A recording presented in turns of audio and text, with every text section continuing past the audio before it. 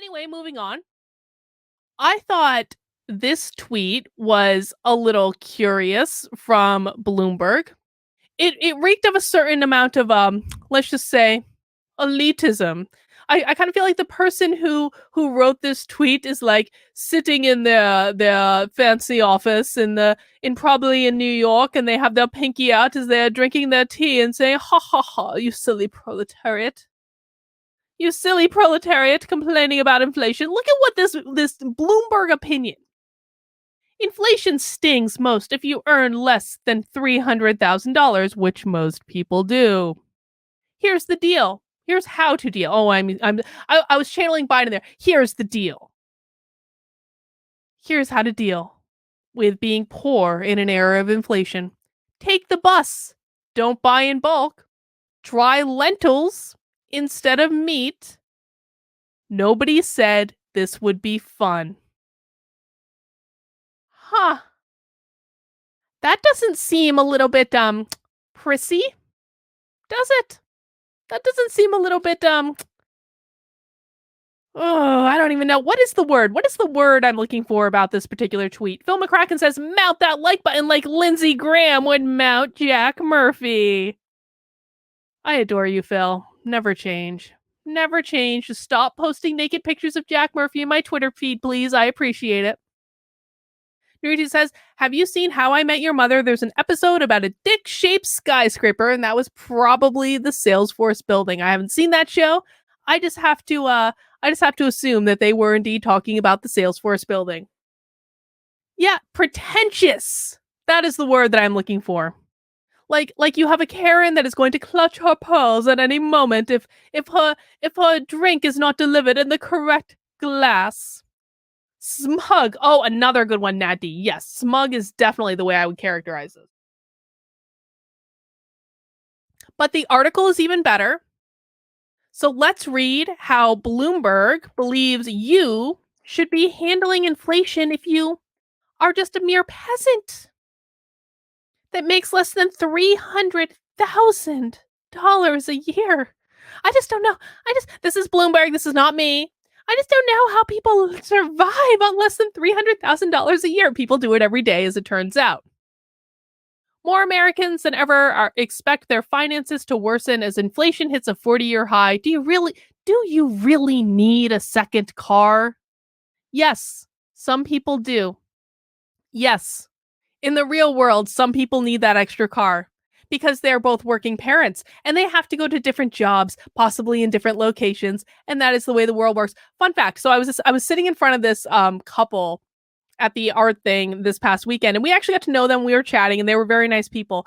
But like before we got to know them, it was the very first day. And you know, in the first day, you're kind of getting warmed up for art auction. You're adjusting to the fact that you very could well spend $20,000 on a single painting in the course of this event. Actually, one guy that we were hanging out with spent like $72,000 on a painting. Like that was pretty nice. Maybe someday it is my dream to be able to blow $72,000 on a single painting. I swear to God, that would be amazing. It was a nice painting. It was a Peter Max. But so we were sitting in front of this couple, very, very, very nice people, and the wife is complaining, and she's trying to do numbers. She's like, how much can I spend on art this week? And she's doing numbers, and she starts going to her husband. She's like, all my bills are going up. My water bill is going up. My gas bill is going up. And the husband turns to her and says, I shit you not, like totally deadpan. He was like, yeah? Well, you know who you can blame for that? It's your mother who voted for Joe Biden. It was the best. All right, let's read this article. Oh, God, they're trying to make me spend money. I'm not joining your site, Bloomberg.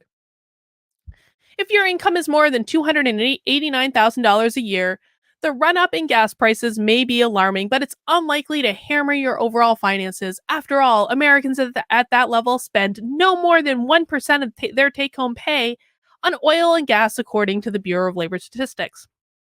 For those earning much less, it's a different story. Those at the median with an income of about $50,000 spend more than 3% on gas and motor oil. Low-income households making just $7,000 to $19,000 spend about 9%. Economists say the overall shape of the income spent on gas is lower than it used to be, and despite the increases, prices are still relatively low by historical standards. Oh, guys, do you hear that? Our gas prices are relatively low based on historical standards. Isn't that good news? That's true, but it offers little consolation. Let's see. I want to go right down to the advice. I expect the most affected will adjust to inflation in the classic way by shifting away from relatively expensive items towards close substitutes. Is there a close substitute for gas? Remind me. Here are some ideas on how to reconfigure consumption and lessen the blow. But again, adjustment is hard for people without savings or choices. First, you have to know your budget to control your budget. Budgeting takes effort, it gives you power. And that power is even more important than inflation.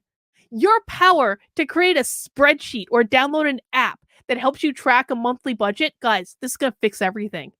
Your ability to make your own budget is the answer to all problems related to inflation. It's amazing. Randall, I was actually thinking afflicted in my head. I was trying very hard. It was affected. I was like thinking afflicted in my head. I was. That's why I stuttered. To deal with gas prices, it's worth reconsidering public transportation if that's an option where you live. Guys, I don't know why you're so worried about gas prices. Just don't drive your car. That's going to fix everything. Just take the bus. When it comes to food, don't be afraid to explore. Prices for animal-based products will certainly increase. They're trying to make everyone in the world a vegetarian. They've been pushing this for a while now. They're trying to make everyone in the world a vegetarian. This is like part of that Green New Deal bullshit too. Ukraine and Russia supply a significant amount of corn and barley to the world market, mainly to feed livestock for human food. Meat prices have increased 14% from February 2021 and will go up even more, though your palate may not be used to it. Tasty meat substitutes include vegetables, where prices are up a little over 4%, or lentils and beans, which are up about 9%. Plan to cut out the middle creature and consume plants directly. It's more efficient, healthier, and a cheaper way to get calories. So guys, we're not driving our cars anymore. So we're saving the climate, and we're also all going to become vegetarians. Let's read more. Stay away from buying in bulk. That's not even that fun. If you're one of check this out. I about fell off my chair when I read this paragraph. If you're one of the many Americans who became a new pet owner during the pandemic, you may want to rethink those costly pet medical bills.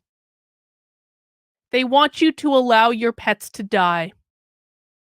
Bloomberg is literally arguing that the answer to inflation is that we stop driving cars, become vegetarians, and allow pets to die.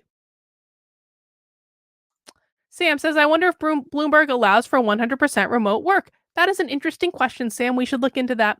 It may sound harsh, but researchers actually don't recommend pet chemotherapy, which can cost up to $10,000 for ethical reasons. Does this woman think that the only expensive vet bill is pet chemotherapy? Now, I will say this. When I first got my Chihuahua, I shit you not, this was like the very first vet appointment with my Chihuahua. My vet tried to convince me to put braces on my Chihuahua because her teeth are weird. And he ended up pulling a couple of her teeth to help them grow in or something. I don't even remember. But I'm not kidding. My vet literally tried to convince me to put braces on my Chihuahua. And I was like, no, the dog is not getting braces. That's not going to happen. But if you own a pet, there are many actual things that you need to spend money on to take care of that pet that are not weird things like dog braces or dog chemotherapy. And any pet owner knows this. And no, pets are family. We take care of them. That is the obligation you take on when you buy a pet in the first place. Coping. Oh, hang on. Naruto says, like electric car activists, just buy a Tesla. Just buy a Tesla. I don't know what could go wrong with that plan. Coping with inflation could mean drastic actions or small ones. There are a lot of people can duck and dance around relative price changes. Try to be as flexible and creative as possible. Scientists tell us our brain plasticity will improve by trying novel things. Just it's okay to let your pets die. It's helping you cope with inflation, isn't it? Sin says, I'm allergic to most vegetables, so not healthy. Yes, being a vegetarian is not actually the answer for everyone.